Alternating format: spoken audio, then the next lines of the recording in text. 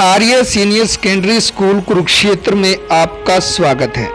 साथियों, आज हम आपको लेकर पहुंचे हैं इस विद्यालय में और यहां पर आपको लाइव तस्वीरों में दिखा रहे हैं कि किस प्रकार से यहां पर इस स्कूल का सौंदर्यीकरण है। और यहां पर आप देख सकते हैं बच्चों के स्वास्थ्य की ओर विशेष ध्यान दिया जाता है। शिक्षा के साथ साथ यहां पर डिस्टेंस का पालन भी किया जा रहा है। कोरोना महामारी के चलते जो हिदायतें सरकार की ओर से हैं और जिससे हमें बचना चाहिए, अपनी शिक्षा को भी ध्यान में रखकर कार्य करना चाहिए, वो सारी तस्वीरें हम आपको लाइव दिखा रहे हैं। साथियों, ज़्यादा से ज़्यादा इस खबर को शेयर जरूर करें। और यहाँ हम अभी मुलाकात करेंगे यहाँ के प्रधानाचार्य से और मुलाकात करेंगे शांति रिपोर्टर के साथ। नमस्कार, कुरुक्षेत्र भूमि न्यूज़ में आप सभी का हार्दिक स्वागत है। और कुरुक्षेत्र भूमि न्यूज़ की टीम आज पहुंची है आर्य सीनियर सेकेंडरी स्कूल के प्रिंसिपल श्री बलदेव राज सैनी जी के पास, जिन्होंने एज ए प्रिंसिपल जब से यहाँ का पदभार संभाला है बहुत अच्छा और सराहनीय कार्य किया है। आइए सर से लाइव मुलाकात करके स्कूल प्रांगण के बारे में, बच्चों की शिक्षा के साथ साथ और किस तरह के कार्यक्रम यहाँ पर आयोजित किए जाते हैं, बालिका शिक्षा या बालिका मंच जैसे कार्यक्रमों के द्वारा जो बेटियों की शिक्षा है, शिक्षा के साथ साथ उनको आत्मसम्मान और आत्मरक्षा के लिए कैसे कैसे गुण दिए जाने हैं, इन सभी पॉइंट्स पर डिस्कस करते हुए आइए सर से मुलाकात करते हैं। खास मैं बलदेव राज सैनी, प्रिंसिपल आर्य सीनियर सेकेंडरी स्कूल थानेसर में कुरुक्षेत्र भूमि न्यूज़ चैनल का स्वागत करता हूँ, धन्यवाद करता हूँ। आपने हमें अपने व्यूज़ बताने का मौका दिया, जिसके लिए मैडम मैं आपका धन्यवाद करता हूँ। तो सर, जानना चाहेंगे आपने कब से यहाँ पर अपना पदभार संभाला और आपके पदभार संभालने के बाद स्कूल प्रांगण में, स्कूल शिक्षा में या और अधिक और क्षेत्रों में कितना चेंजेस आया है? मैडम, मैंने 15 फरवरी 2018 से मैंने स्कूल को ज्वाइन किया है। इससे पहले ये स्कूल गवर्नमेंट एडेड स्कूल था, लेकिन अब ये स्कूल टोटली प्राइवेट हो चुका है। और जैसे एक प्राइवेट स्कूल के अंदर ज़्यादा से ज़्यादा अच्छे से अच्छा करने की कोशिश होती है, वैसे हम कोशिश करते हैं, मेरा पूरा स्टाफ और मैं दिन रात हम इसकी किस प्रकार से इम्प्रूवमेंट स्कूल की जाए, उसके लिए हम पूरी कोशिश करते हैं। तो सर, मैं जानना चाहूँगी, जैसे आपने बताया गवर्नमेंट एडेड स्कूल था पहले वाली शिक्षा पद्धति या संसाधन में या शैक्षणिक चीज़ों में और अब वाली जो अब गवर्नमेंट एडेड नहीं है, तो कितना परिवर्तन आया या कितना लाभदायक हुआ सर ये? जैसे फाइनेंशियली, तो देखिए, हम अगर फाइनेंशियली इसको देखें तो फाइनेंशियली तो प्रॉब्लम है, फाइनेंशियली प्रॉब्लम हुई है, फाइनेंशियली जो है इसका नुकसान हुआ है हमें। लेकिन दूसरी एक्टिविटीज़ हमने बहुत सारी शुरू की हैं। जैसे एक प्राइवेट स्कूल करता है, बहुत सारी ऐसी एक्टिविटी हमने शुरू की हैं मैडम, जिनमें हम बच्चों को बहुत ज़्यादा आगे लाने की कोशिश करते हैं। उनमें रिज़ल्ट्स के बारे में जैसे हम बताते हैं, रिज़ल्ट्स में पिछले लास्ट के 2 सालों से हमारा 12th का रिज़ल्ट जो है 100% रहा है। और ये मेरे स्कूल के लिए बहुत बड़ी उपलब्धि है, बहुत बड़ी उपलब्धि है। मेरिट्स के रिगार्डिंग बहुत सारे बच्चों, ज़्यादा से ज़्यादा बच्चों की मेरिट्स हमने प्राप्त की हैं बच्चों ने। इसके साथ साथ जो कल्चरल एक्टिविटीज़ हैं, उसकी तरफ भी हम बहुत ज़्यादा ध्यान देते हैं। कल्चरल एक्टिविटीज़ के अंदर सबसे मेन पॉइंट हमारा जो होता है, सबसे पहले ये स्कूल 1946 से एस्टैब्लिश है। तो 1946 से लेकर के अब तक जितने भी सैटरडे आते हैं, शनिवार आते हैं, उन शनिवार को हम हर शनिवार को हम हवन करते हैं स्कूल के अंदर। और उसमें पूरे स्कूल की पार्टिसिपेशन नर्सरी क्लास से लेकर के 12th क्लास तक सबकी बच्चों की पार्टिसिपेशन होती है और सारे बच्चे इसके साथ साथ सभी टीचर्स जो हैं वो वहाँ पर उसमें भाग लेते हैं।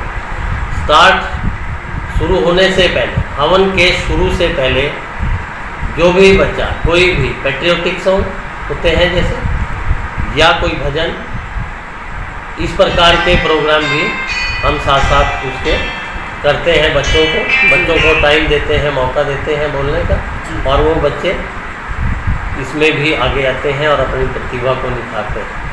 बहुत अच्छी सर आपने हमें जानकारी दी। तो सर शिक्षा के साथ साथ, संस्कारों के साथ साथ और अन्य कौन से कार्यक्रम किए जाते हैं जिससे बच्चों का स्वर्णिम विकास होता है? गेम्स के रिगार्डिंग, खेलों में हम अपने बच्चों को ज़्यादा से ज़्यादा पार्टिसिपेट कराने की कोशिश करते हैं।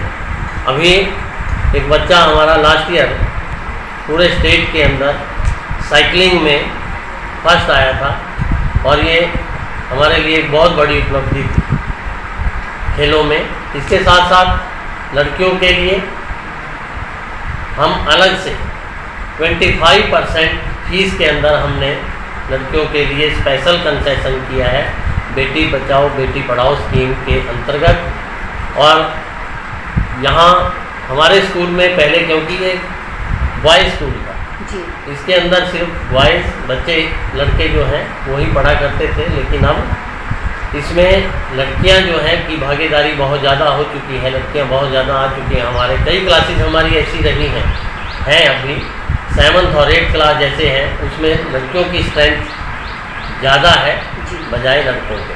जी। तो सर अपने स्कूल में जो बच्चों की स्ट्रेंथ है वो कितनी है और स्टाफ कंप्लीट है जिससे कि बच्चों को प्रॉपर और हर एक सब्जेक्ट की शिक्षा मिल पाती है? हमारे यहाँ नर्सरी से लेकर के 12th क्लास तक की शिक्षा दी जाती है। चारों स्ट्रीम हमारे पास हैं जी। उसमें arts, commerce, medical, non medical सभी तरह की स्ट्रीम हमारे पास है। पूरा स्टाफ अवेलेबल है जी। स्टाफ क्वालिफाइड है।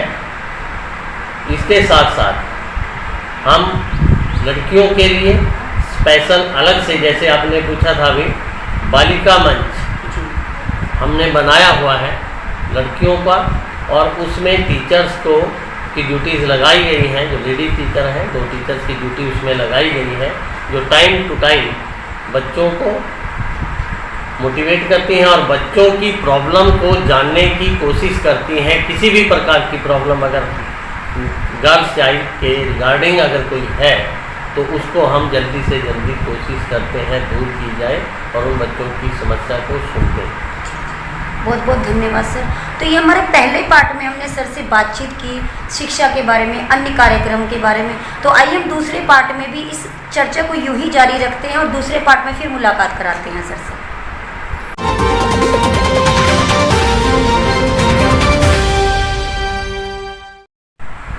जैसे कि भी हमने पहले पार्ट में बहुत अच्छी सर के द्वारा जानकारी ली, आइए सर से और भी कुछ पॉइंट्स पर बात करते हैं। सर यहाँ पर आपने एजुकेशन के साथ साथ काफ़ी अच्छी चीज़ें बताई, तो यहाँ पर कंप्यूटर शिक्षा या ऑनलाइन क्लासेस, जैसे कोविड-19 की वजह से सरकार ने सूझबूझ से काम लेते हुए ऑनलाइन क्लासेस का सिस्टम दिया, कई तरह की ऐप्स भी दी। तो ऑनलाइन क्लासेस में किस तरह की परेशानी आई और बच्चे उससे कितना सीखे, इसके बारे में भी थोड़ा सा बताइए। स्टार्टिंग में जैसे कोविड के स्टार्टिंग में हमें ये बहुत बड़ी प्रॉब्लम थी हमारे लिए, क्योंकि हमारे यहाँ वाईफाई की प्रॉब्लम थी, वाईफाई स्कूल में नहीं था। लेकिन हमने वाईफाई पूरे स्कूल को वाईफाई कराया है और बहुत अच्छी रेंज हमारी वाईफाई की अब है। जैसे स्कूल के अंदर, क्लास के अंदर जैसे बच्चे को पढ़ाया जाता है बोर्ड के ऊपर, टीचर ने इस प्रकार से बच्चों को पढ़ाया है। इसके साथ लेकिन दूसरी प्रॉब्लम इसमें ये आई कि बहुत सारे पेरेंट्स के पास एंड्रॉयड फ़ोन नहीं है। बच्चे उनके पास ये प्रॉब्लम रहती है, और फ़ोन ना होने की वजह से, या गांव के अंदर या कुछ ऐसे एरियाज़ के अंदर जहां पर उसकी रेंज नहीं, तो ये प्रॉब्लम रही है।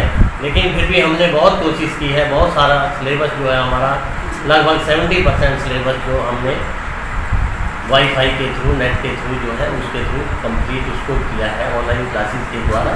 तो ऑनलाइन क्लासेस हमारी कंटिन्यू चलती रही हैं डेली से। तो सर अब जैसे बच्चों का इन्वॉल्वमेंट हो गया, अब स्कूल खुल चुके हैं, तो आपने अब बच्चों की सेफ्टी मेजरमेंट के लिए और स्टाफ की सेफ्टी के लिए क्या सिस्टम करा हुआ है अपने स्कूल में? सेफ्टी के लिए पहले जैसे हमारे स्कूल के 4 गेट थे, चारों गेट सुबह मॉर्निंग में हम खोला करते थे, बच्चे आ सकते थे चारों गेट से।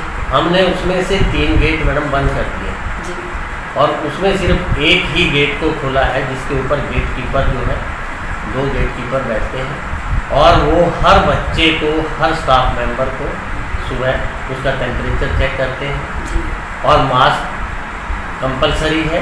विदाउट मास्क किसी की एंट्री नहीं है। इवन मैं भी अगर विदाउट मास्क आता हूँ तो मेरे को भी गेट कीपर को फुल अथॉरिटी है, वो वापस भेज सकता है, कह सकता है।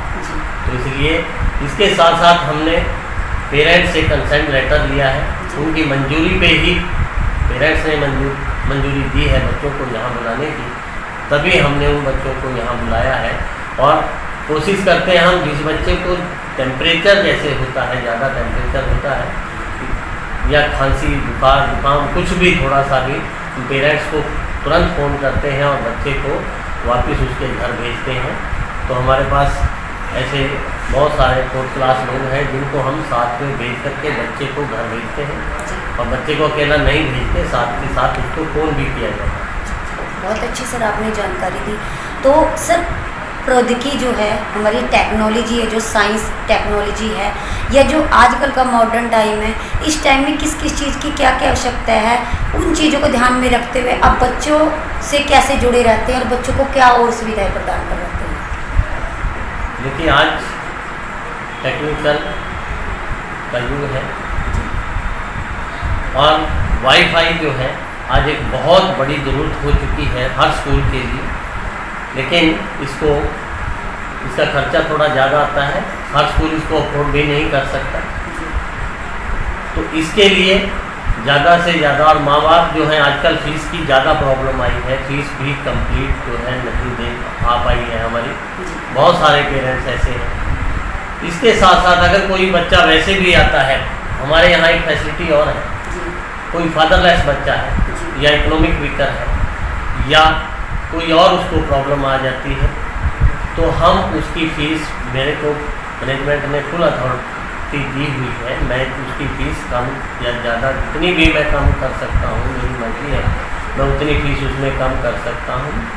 और बहुत सारे बच्चे 10, 12, 15 बच्चों के करीब पूरे स्कूल में ऐसे भी हैं जिनसे हम कोई पैसा भी नहीं लेते, कुछ भी नहीं, फ्री एजुकेशन उनको दी जाती है और वो बच्चे बहुत अच्छे हैं। सराहनीय कार्य है ये, बहुत अच्छी सर आपने जानकारी दी।